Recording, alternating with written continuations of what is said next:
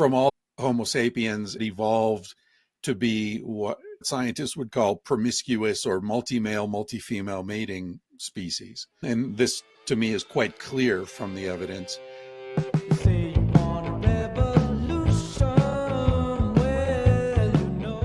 Welcome to Mind, Body, Health, and Politics. I'm your host, Dr. Richard Lewis Miller. The mission of Mind, Body, Health, and Politics is to facilitate your mental and physical well-being and encourage community. I say encourage community because I believe that human beings are basically tribal animals, and we're meant to live tribally in small groups. When we do so, we tend to be very cooperative and collaborative animals. We like to do things together, we like to create things together, and we really love to eat together, sitting around in circles. But we must remind ourselves that although 95% of us are these friendly tribal animals, there are a small percentage, maybe less than 5%, who are very different. These people are predators, they're dominators, and they are the people who, out history, have wanted the rest of us to be subjects and not citizens. But we changed that with our American Revolution when we overthrew the King of England, George, and perhaps the Pope, because they were united, and the kings ruled by divine providence. If you went against the king, you went against God. And so the people were subjects. We overthrew that and we became citizens. And we've been experimenting being citizens for over 100 years. We must remain aware and mindful that a democracy and a republic is a fragile experiment. And there are those who would take it over and get us to be subjects once again. We must stay aware, my friends. In the words of my hero, or one of my heroes, Thomas Jefferson, eternal vigilance is the price of liberty. With us today is a man who is being eternally vigilant on another topic. Christopher Ryan comes to us with his book, which I have here, Sex at Dawn. Christopher is going to be talking to us about his questioning a cultural tradition of heterosexual monogamy. Welcome to Mind, Body, Health, and Politics, Chris. Thank you. It's great to be here. Chris, am I correct that you are questioning the concept of normative heterosexual monogamy as a sustainable way of people living together? Mostly. I'm not really questioning whether it's sustainable or appropriate in the modern world. I'm more questioning the normative aspect of what you said there. I think that I look at monogamy the way I look at vegetarianism, which is that I think it's arguably a very good way to live one's life. It can be very healthy. It can be ethically superior to being an omnivore. There are a lot of reasons that people could choose to be vegetarians, and I respect and honor those reasons. So where I come into it is saying simply that our ancestors were not vegetarians. We didn't evolve as an herbivore. And so if you choose to live that way, which is a viable option, it's a viable choice, don't expect it to be easy, because it isn't the way our ancestors lived. The sort of joke I often use is, just because you've decided to be a vegetarian doesn't mean bacon stops smelling good, right? So there's no judgment, there's no advocacy in Sex at Dawn. No, we didn't say, monogamy is doomed and it's a false approach to relationships. We're simply saying it's very difficult because of the way we evolved as a species, and that understanding of what kind of species we are should be baked into your relationship model. When you say it's difficult, are you basing that on the fact that 50% or more of the marriages in the United States end in divorce? Or are you saying it's difficult for more intrinsic reasons having to do with the nature of humanity? Yeah, I think the latter. I mean, the divorce rate is certainly a contributing bit of evidence supporting that thesis, but I think that the real meat of the matter for me is looking at our bodies, looking at closely related primates, looking at our sexual behavior currently, looking at anthropological data from societies that aren't dealing with the sort of edifice of shame that we deal with in Judeo-Christian societies. And when you look from all those different perspectives, you see Homo sapiens is a species that evolved to be what scientists would call promiscuous or multi-male, multi-female mating species. And this, to me, is quite clear from the evidence.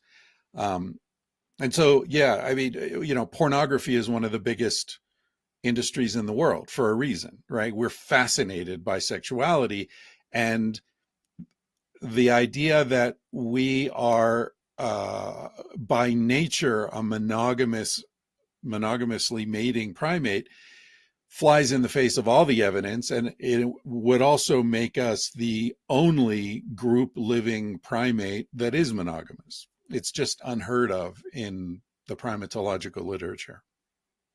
Well, okay, let's make believe we're in a courtroom and you're going to make the case anthropologically, sociologically, perhaps economically. You're going to make the case for why monogamy is not the best solution as a way of living together and collaborating and making a decent life. I may challenge you, I may agree with you, but Uh-huh. it's your job to make the case. As you have in your book, Sex at Dawn, which I have here for everyone to see, it's a must read, a must read. If you're a thinking person, you really want to consider what Christopher Ryan is saying here in the book, and now we're here in the courtroom of mind, body, health, and politics. He makes his case. Okay, well, with one modification, I want to say that if I am making this case, it's in the context of hunter-gatherer bands, which is how our species lived for 99.5% of our existence. Um, Depending when you decide we became Homo sapiens, but we've existed as anatomically modern Homo sapiens for about 300,000 years. That's the most recent estimate. And agriculture didn't arrive on the scene until at most about 10,000 years ago. So it's a very small fraction of our time as a species has been in settled communities with hierarchical political systems, and men having much higher status than women. All this stuff is very, very recent in our existence as a species.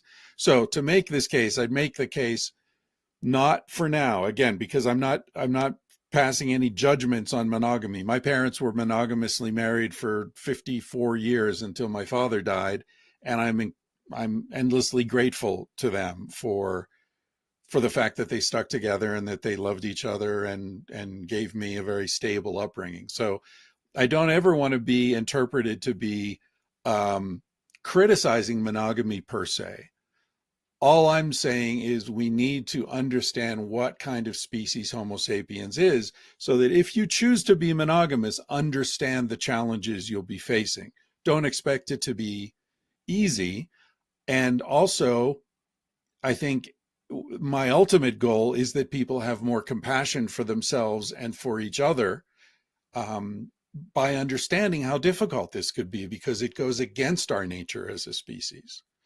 So, you know, it would take a long time to really lay out the whole case, but Oh, there's that's some all very right. We've got plenty of time.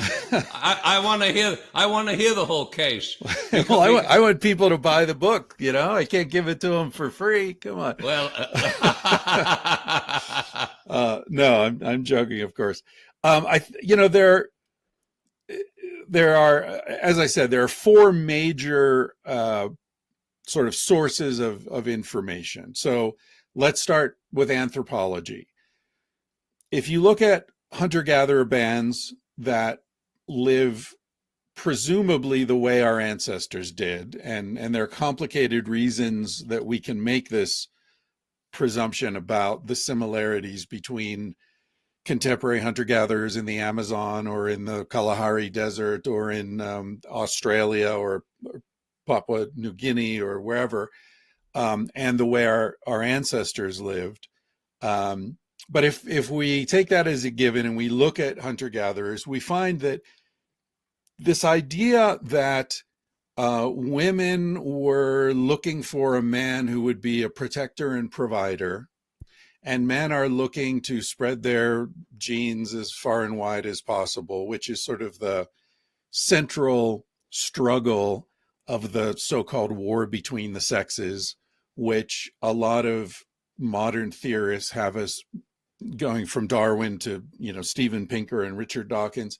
They would have us believe this is our nature, that men and women will always be at war because we have opposing reproductive agendas, right?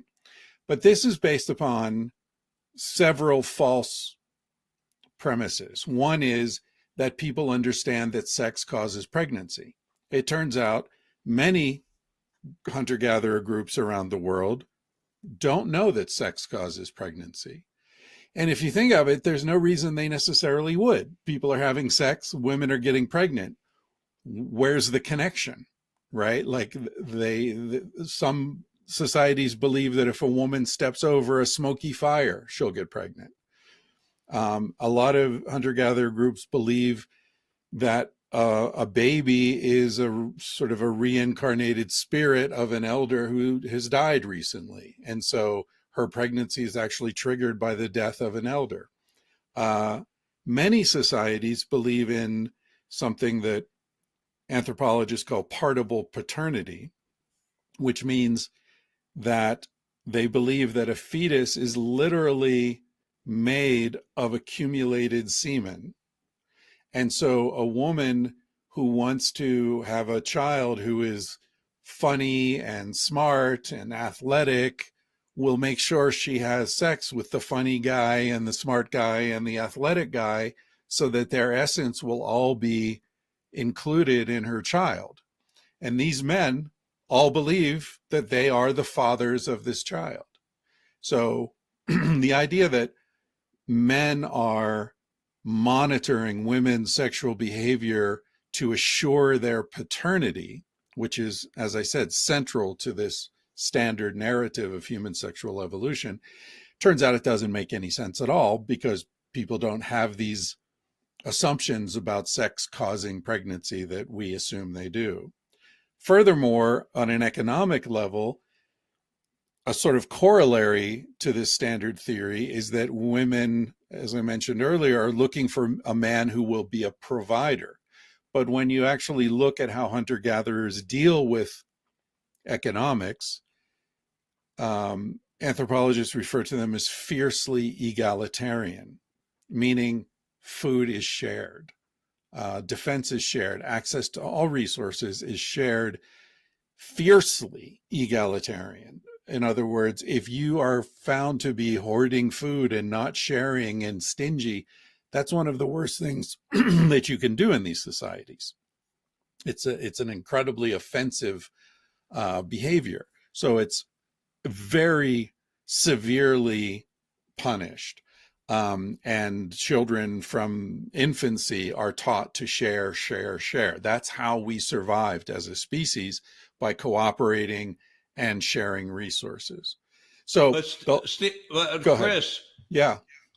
make the connection for me between the hunter-gatherers, a woman who might want sperm from a funny guy, a smart guy, and an athletic guy in order to create that kind of being, make the connection between that and a modern woman who might be thinking, I need a guy with a bunch of money who's big and strong, is going to protect me.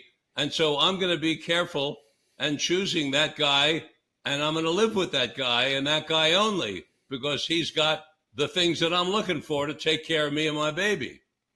She's not thinking about the woman in the hunter-gatherer tribe who has no idea that semen impregnates an egg and creates a baby. She's a modern woman who knows damn well the semen one time creates the baby. So make that connection for us.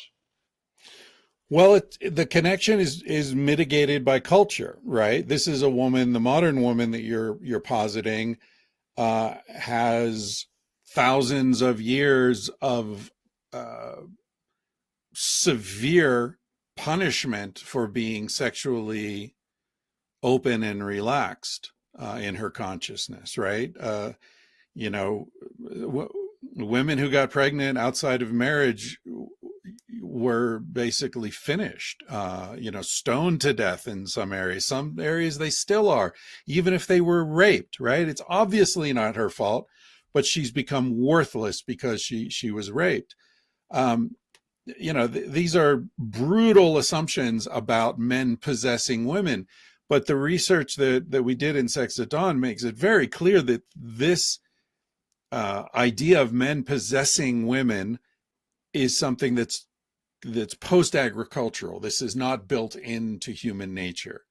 And when you talk about what modern women are looking for, of course, a woman who has had no access, no direct access to resources for millennia has to go through men, right? This is why the father walks the woman down the aisle and hands her to the husband. She's property. She's the father's property until she's married, and then she's the husband's property. We still enact these rituals.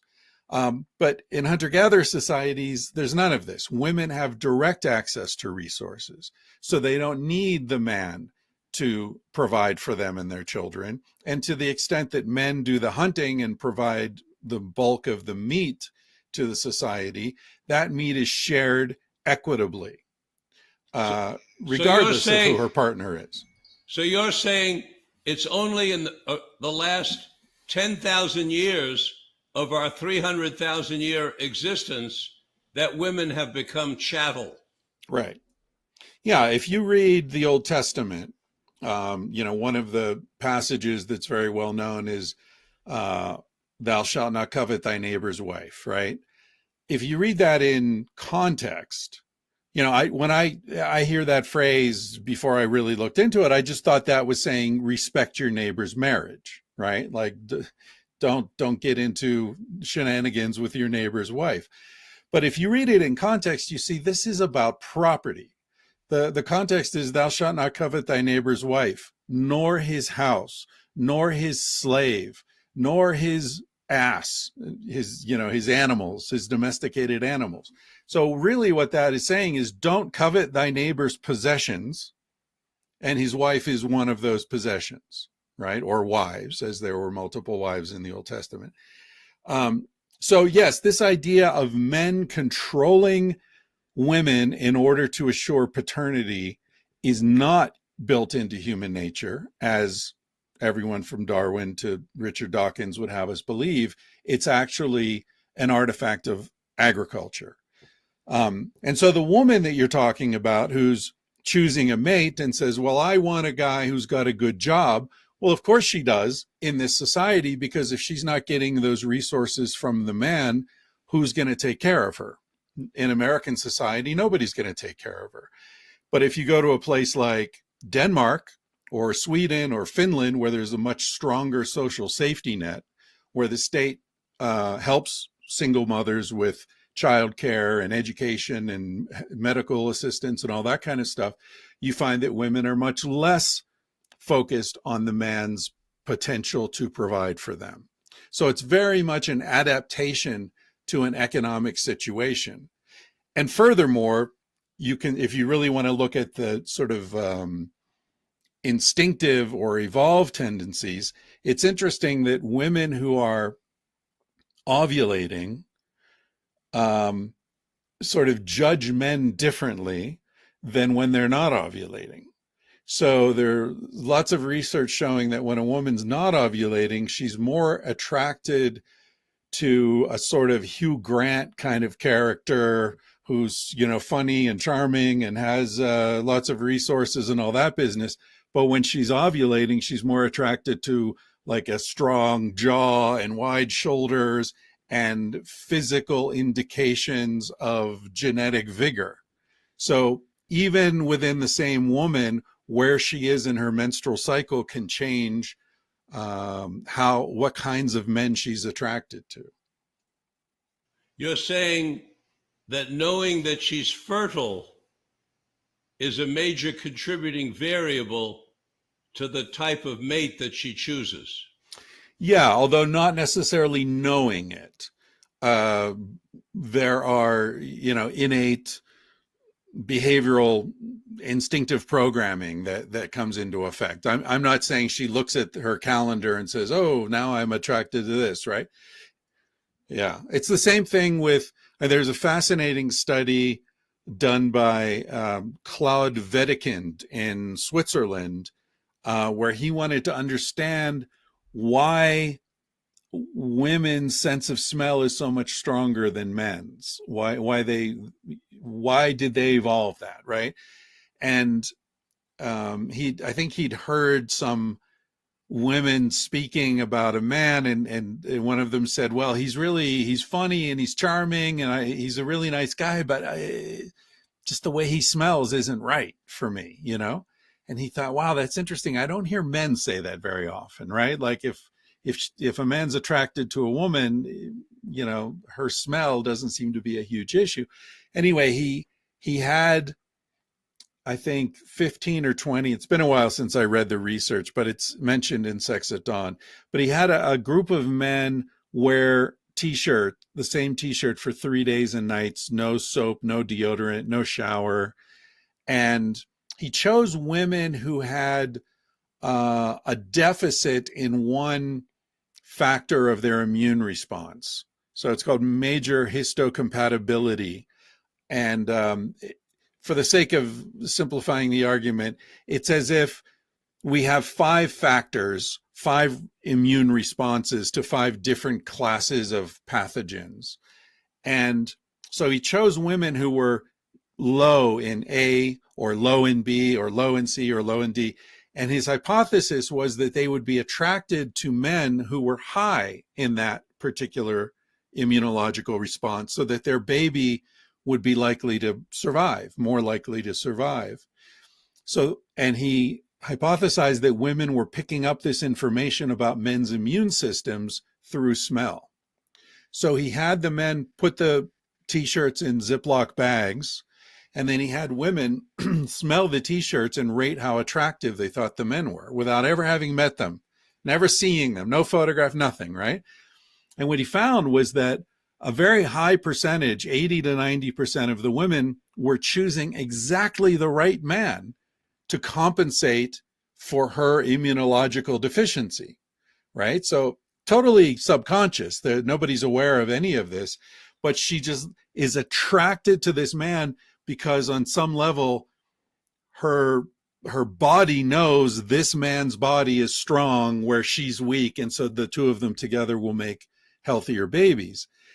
Now, this has nothing to do with resources, right? She doesn't know what job he has. She doesn't know what he looks like. She doesn't know how old he is. She doesn't know anything other than how he smells. And interestingly, he found, 15 or so percent of the women were choosing wrong, but totally randomly.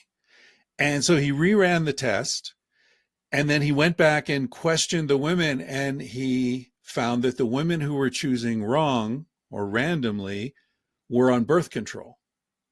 So their bodies thought they were already pregnant. They were on the pill. And that short-circuited this instinctive selectivity that women have if they're not on the pill. So it's fascinating, and God knows how many relationship issues this has led to for people who got together when the woman was on the pill, and then later they decide to have a kid and she goes off the pill and gets pregnant, and maybe the kid is not as healthy as, one would hope, because their immunological systems aren't really adapted to one another. And then she finds the man totally unattractive and no one really knows why. And it's just because they short-circuited this filter that's built into our bodies. I was talking about this on a radio show, and the host said, "My God, that happened to me. Now you just explained my first marriage."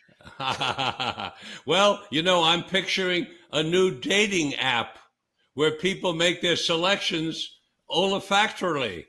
Yeah. The women just sit in a room and there are bags full of T-shirts, and that's how they select their males.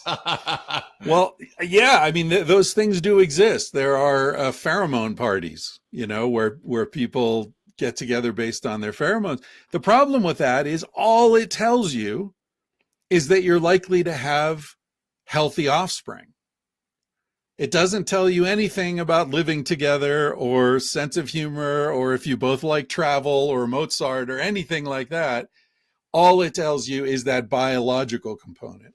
But how does this fascinating experiment, I love it when my colleagues come up with these experiments. I've indulged in a few myself in my time. One time I invented a chair whose legs sat in metal tubes. So when you fidgeted in the chair, the leg of the chair made contact with the metal tube and set off a meter, so you could measure how often the person fidgeted in the chair. We called it a fidgetometer. And now, is this to encourage or discourage fidgeting? Well, it was to find out how much students fidgeted when they were given certain information about what was going to come in the next room with regard to testing or education or various scenarios. So we were matching the giving of the information prior to walking into the classroom with the fidgets. I gotcha. Yeah, but let's get back now to what we're describing as a kind of natural inherent selection, if you will. Let's bring that back to monogamy versus other forms of cohabiting, such as omnigamy. Right. Well, omnigamy, meaning that people had different ongoing sexual relationships with several different adults at any given time, appears to be our natural mating system when not controlled by other factors like economics or religion or different sort of cultural overlays. And omnigamy makes perfect sense in a hunter-gatherer group where everything else is being shared, right? Sarah Hrdy, who's a great anthropologist and primatologist, has written extensively about parenting in hunter-gatherer groups. One of her books is called Mothers and Others, and she gets into the fact that children are considered to belong to the group, or not even to belong to anyone in a possessive sense, but children are the responsibility and the joy of the group. They're not exclusive to one mother or one father or one couple. So if a child, hurts him or herself, whatever adult is nearest will go over and help. It's not, they won't say, "Hey, your kid over here hurt itself." There's none of that sort of exclusivity around children. And typically in hunter-gatherer groups, women will breastfeed children who are hungry, regardless of whether that child is biologically hers or not. And also it's, the whole biological question becomes nuanced because hunter-gatherer groups are interrelated. They've lived with each other, their whole lives typically. Often the women will leave and join another band when they reach sexual maturity, which is also common in chimpanzees and bonobos, our two closest primate relatives. It's known as female exogamy, meaning to reduce inbreeding when children reach sexual maturity. The female leaves and goes and joins another group, but a group nearby. So it's not, they're not going hundreds of miles away. So they are all sort of related in any case. And it makes perfect sense in a society, as I said earlier, where everything from food to protection to access to all resources is shared. Why would we not share our affection and our sexual pleasure with one another? Well, what you seem to be Yeah. making the case, if I understand you, please correct me if I'm off. You're making a case that 290,000 years of behavior and of evolution have put material down into the hard drive that is affecting the last 10,000 years. And although we are no longer hunter-gatherers and we are in this massive experiment with monogamous heterosexual coupling, you're saying that the 290,000 years is the substrate that we bring to this modern way of life, and that's why it ain't working. Because You're saying it better than I would. Yes, yes. Well, again, I mean, it works for some people, but it is an uphill climb. Well, that's very generous of you to say it works for some people. It's 50% end in divorce. Now, Christopher, how many things in your life would you be willing to take on if there was a 50-50 chance of loss? Like, would you get in a car if you knew there was a 50-50 chance of having an accident? I don't think I would. Would you get on a plane? I don't think I would. I want better odds. I really do. 50-50. Yeah. Would I invest my money in a deal that I had a 50-50 chance of losing all my money? And yet, we are investing in what you're pointing out to us has a 290,000 year history of being different than what we're trying to, what we're experimenting with. Like, we're at the table, we're playing a losing game, and we keep knocking our heads against the wall and wondering why we're doing this and spending a fortune on couples counseling, try to figure out what the hell's wrong here. And you're saying, yeah, it's not that there's something wrong, it's that you're going against 290,000 years of hardwiring. Right. Right. And it's no different from, something as simple as diet or exercise, right? If you want to understand the healthiest diet, look at what our ancestors ate. If you want to understand the healthiest activity rate, look at hunter-gatherers. They walk a lot, right? We are designed, our bodies and our consciousness is designed by time. It's like a river a river path. It evolves, it erodes, and the more time that's gone by, the deeper the riverbed gets. And you're right, we're trying to go up against the current of our evolved nature, and it's a very hard thing to do. And all I want to do is bring attention to the reality of the situation so that people, the thing that motivates me to write both of my books, Sex at Dawn, which I wrote with Casilda Jetta, and Civilized to Death, which I wrote about 9 years later, both are motivated by a desire to help people avoid unnecessary suffering. And I feel like a lot of people are suffering because they think that there's if they're attracted to someone other than their partner, then there's something wrong with them, or something wrong with their partner, or something wrong with their marriage. And all I want people to understand is no, it's because you're a human being. That's totally built into the cake. That's baked into the cake of being a human being. You're going to be attracted to lots of people, just like you like to listen to lots of different kinds of music, right? We don't say, oh, Beethoven's the best, I'm going to listen to nothing but Beethoven for the rest of my life.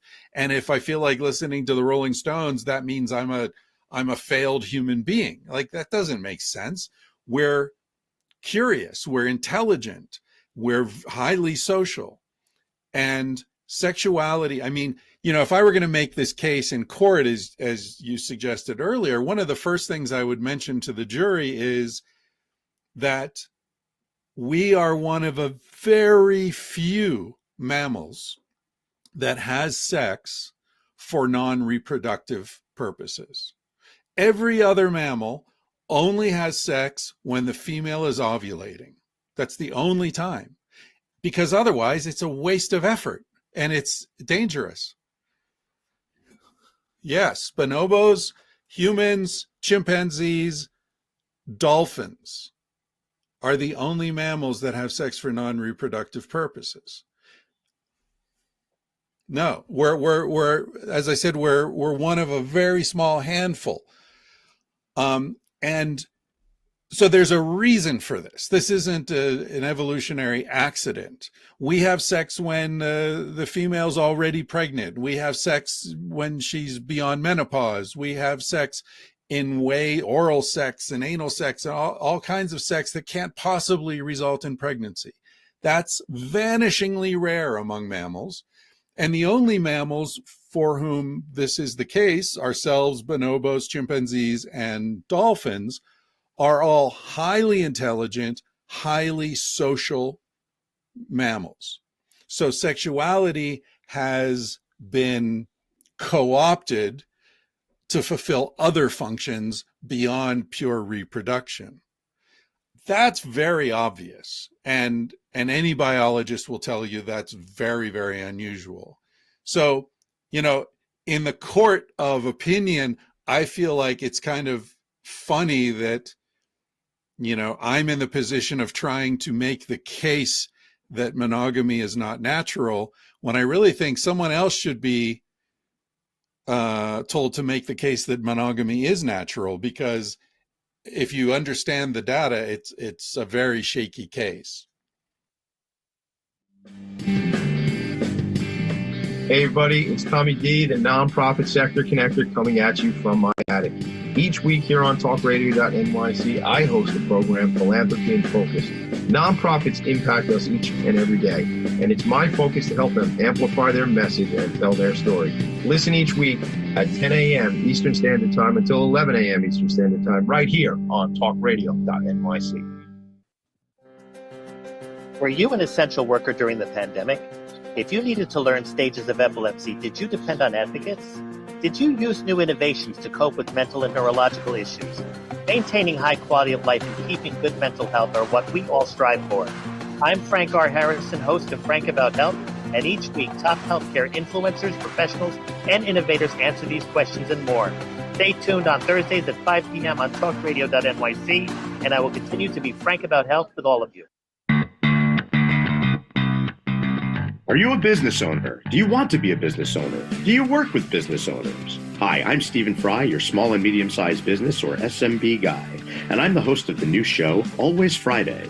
While I love to have fun on my show, we take those Friday feelings of freedom and clarity to discuss popular topics on the minds of SMBs today. Please join me and my various special guests on Friday at 11 a.m. on talkradio.nyc. You're listening to Talk Radio NYC at www.talkradio.nyc. Now broadcasting 24 hours a day.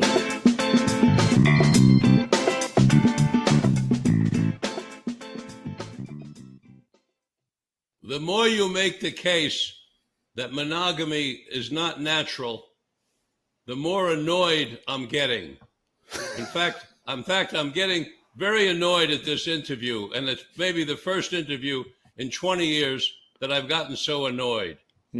because you say that you're writing these books to help people because they're involved with something that is going against 290,000 years of history.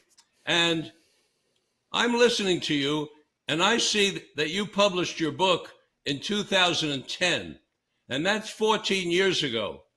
And I want to know, why the hell didn't you come on my program 14 years ago when I was 71 and I could have changed my habits? And now I'm 85 years old and I'm in a monogamous relationship, and I'm learning that I'm going against 290,000 years of history, and I'm stuck at 85.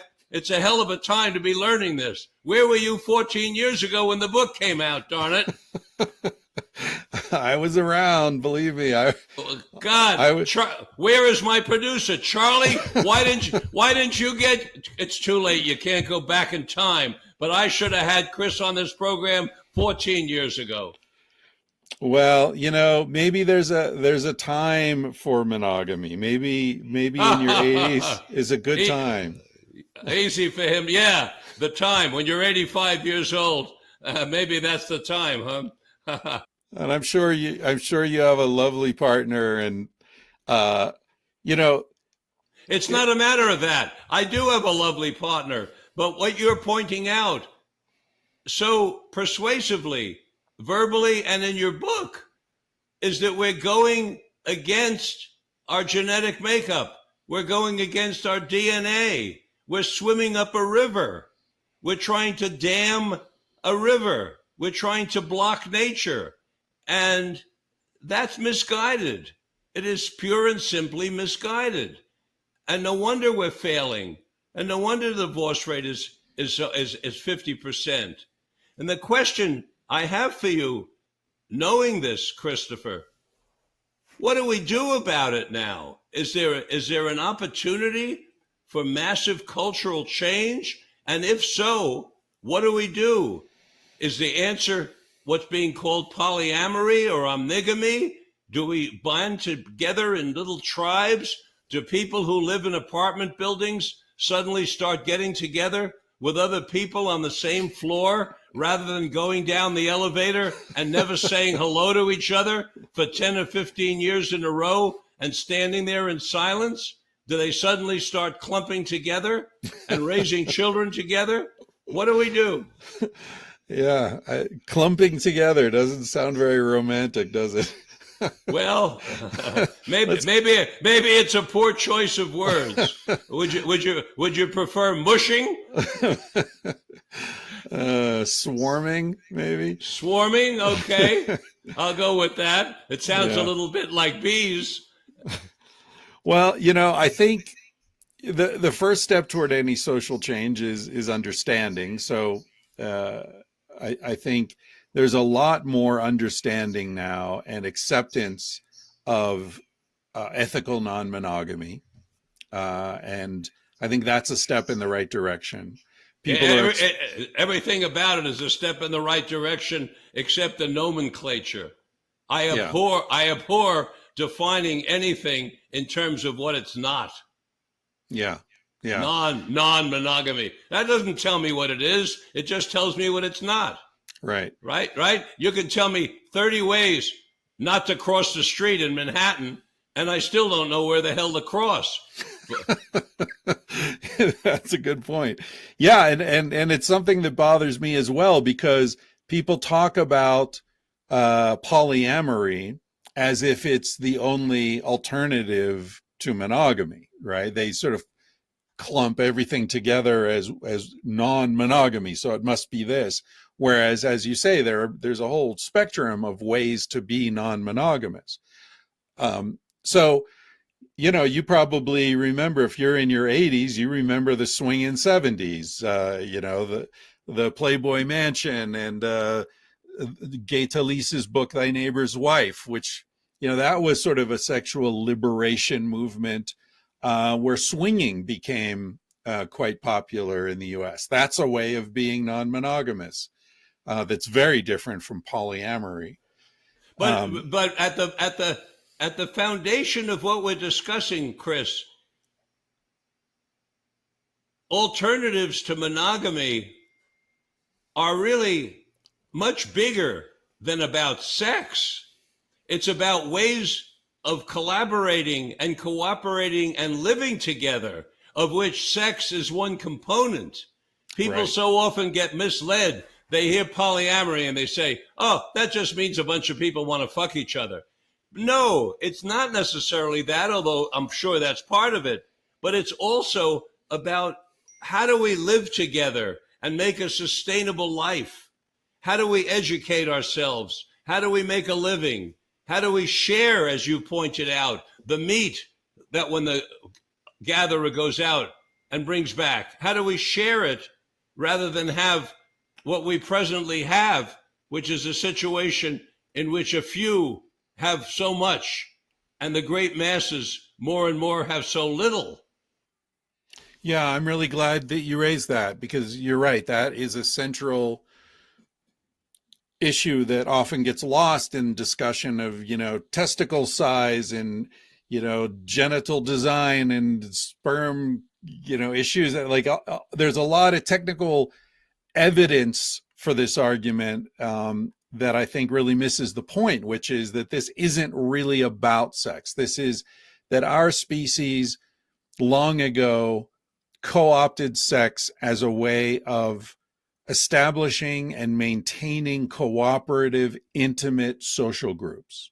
That's what's really important. It was a component, along with sharing food and helping raise each other's kids and sharing access to resources. It was just one part of a comprehensive, egalitarian, cooperative way of interacting, which is really the thing our species does better than any other species. We are highly cooperative and compassionate. And the great tragedy of humanity, in my opinion, is that this cooperation and shared intimacy got off track somewhere around agriculture, where we became a dominator, male driven, hierarchical, top down species, much more like an ant colony than a bonobo troop. And we've just gone off track, and we suffer from that. We suffer the stress. We suffer from the lack of movement. We suffer from the lack of connection. More people live alone than ever in the history of our species right now. Right? I mean, this is crazy. What is the worst punishment we can give to the worst criminal is Ostracism. solitary. Yeah. Ostracism. Put them alone. Make them be alone. Right? That's so against our nature. So you're right. It's not about sex. It's about how do we raise children? How do we take care of each other as we age? All those issues where, unfortunately, in American society especially, it's all monetized and institutionalized, and children and the elders are both abandoned. Chris, yeah, I think you and I agree on the diagnosis. We may have to have another interview to discuss the treatment plan, because the diagnosis without a treatment plan is nowhere. And what's the treatment plan? And I'm going to pivot now and ask you something else, because of the depth of your knowledge base and your wisdom. In this 290,000 year period and this 10,000 year period, what the hell is the story on killing each other? Where did that come from? How is it that these animals called human beings, whether it was in the 290,000 time of hunter-gatherers or the post-agricultural time of this last 10,000 years, from whence cometh killing? Well, I argue. Let me add one thing. Yeah. From whence cometh killing without eating? Yeah. My understanding of the advent of organized warfare between human groups is that it's a consequence of agriculture. And this is There are chapters about this in both Sex at Dawn and Civilized to Death. And my understanding is sort of directly 180 degrees from what Steven Pinker argues in a couple of his books, where he argues that hunter-gatherers were always highly violent and aggressive, and it's actually gotten better. I go the other way. I see no evidence that hunter-gatherers were violent with each other, and I see every bit of evidence points to it being a post-agricultural institution. So in other words, what you're saying is once lines got drawn, lines between people, between tribes, the line saying, this is mine and that's yours, demarcation. Once that's drawn and I own this property, this woman, this hunk of meat, then I will kill you to either protect it or get yours. Right. The main difference between hunter-gatherers and agriculturalists or horticulturalists is the presence or absence of accumulated resources. So hunter-gatherers, if you go to Tanzania now and hang out with the Hadza, they don't have anything. They don't have any grain stored or dried meat that they're going to use to get through the winter, or they go out in the morning and hunt and they eat what they get, and that's how they live day after day. So if there's no accumulated resources, what is it you're going to be fighting about? What is it? Why would you attack an armed group of people who are very good with their bows and arrows and spears? Why would you attack them if there's nothing to gain? There's nothing there. There's no food. There's no gold. There's no anything. So you can attack them for their women. Yeah, but you can also women can go where they want to go, and there are enough women for everybody. Women aren't a resource. You need to feed the women. You need to feed the children. So there's sort of a natural homeostasis. Well, except that some of our colleagues have made the argument that polygamy results in a lack of resources, because if one guy has 30 women, there are going to be 29 guys with no women, and that's going to lead to violence. Sure. But again, that's in a post-agricultural world. That's in a world where you've got armies and you've got wealth, accumulated wealth, and you've got men at different status. Hunter-gatherers, everyone's got the same amount of wealth, which is virtually none in terms of material possessions. So if you look at hunter-gatherer societies, you see very, very little organized violence between groups, primarily because there's no reason to do it, and there's lots of reason not to. So yeah, I think, and you can look at sort of circumstantial evidence as well, right? If we evolve to be killers of one another, why do we suffer from PTSD when we see someone suffer, when we see soldiers coming back from war who've seen destruction and death? Why do they suffer the rest of their lives if this is a natural part of human existence? It clearly isn't. I think I have an answer for that. I don't know if it's a good one. I said it at the beginning in my introduction to this program. 95% or more of us human beings are friendly, cooperative animals that just want to get along and hang out together and eat and raise children. But there's a 5% or less group that are very different. And I don't know that they suffer from PTSD. I never heard of a hitman suffering from PTSD. I never heard of an assassin suffering from, and I've treated them. I have treated people who are killers, and they don't suffer in the same way when they kill somebody. And so that could be the answer, that we're dealing with this small, very powerful group within our group who behave so differently that they are disrupting the entire planet. And you could argue that in our society, psychopaths thrive. They find themselves in positions of great status and power because of the incentive structure of Western society. So as I'm sure you know, there are, more psychopaths per capita on Wall Street and in politics, and in Fortune 500, the top of Fortune 500 companies, than in the general population. We know that. We've heard tape recordings of them sitting in rooms laughing about the people that they've stolen their life savings from, literally laughing as they're doing it. Yeah. Yeah, and we have, a presidential candidate who says that people who serve their country are suckers, and somehow, that's acceptable. That same presidential candidate said of John McCain, who spent 6 years in captivity, that he was a loser because real people don't get captured. Yeah.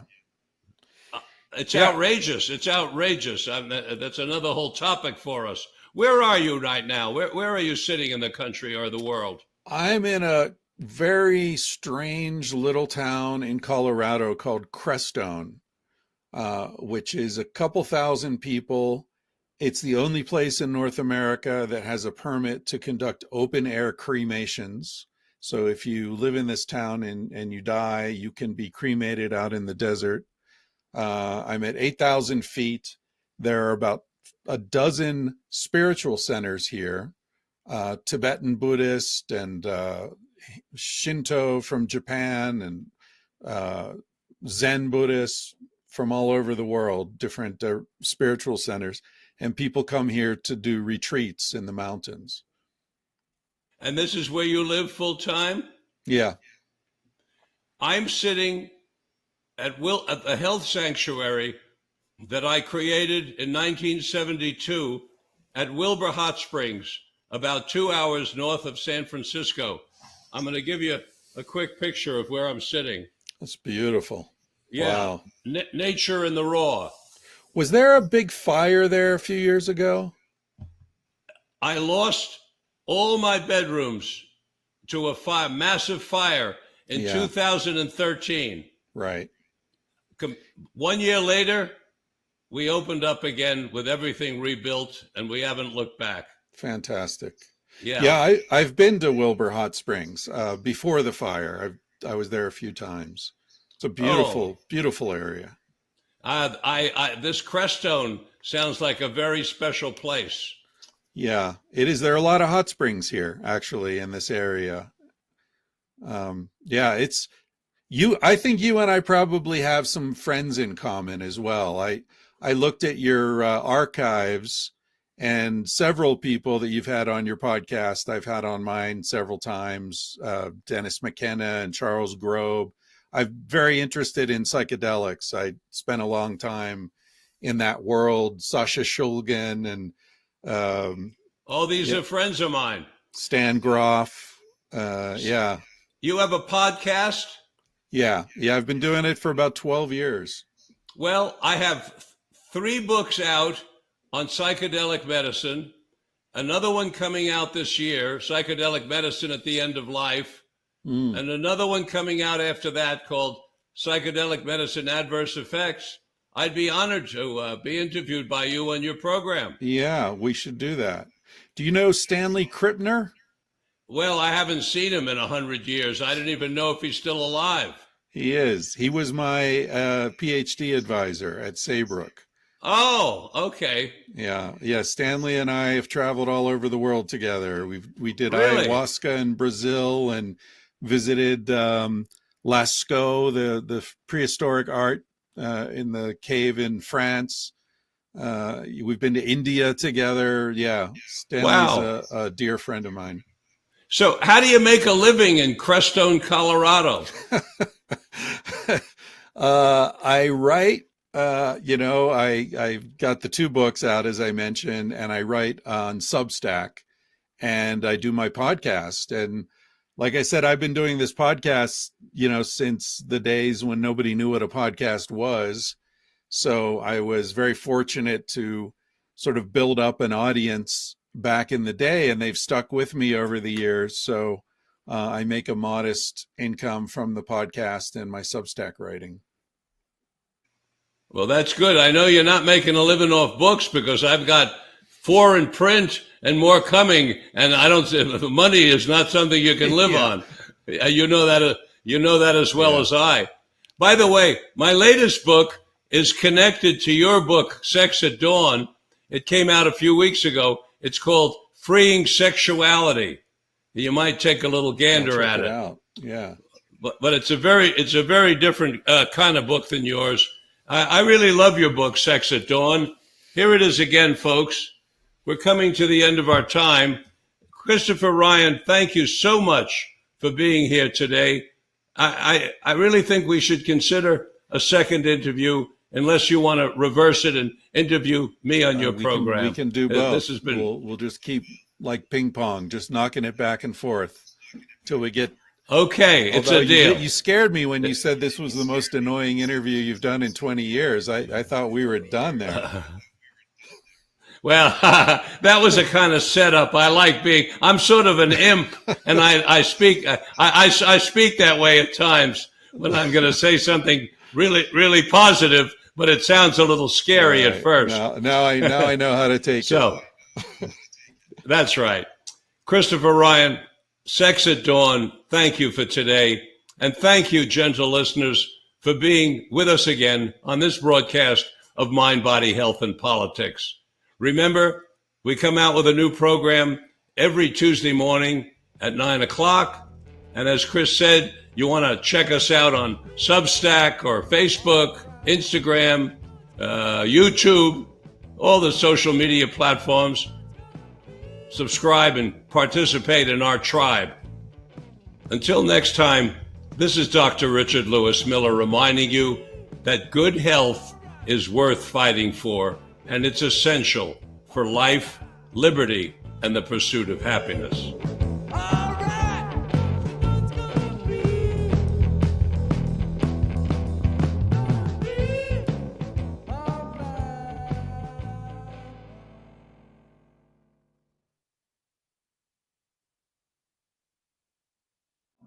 You're listening to Talk Radio NYC. Uplift,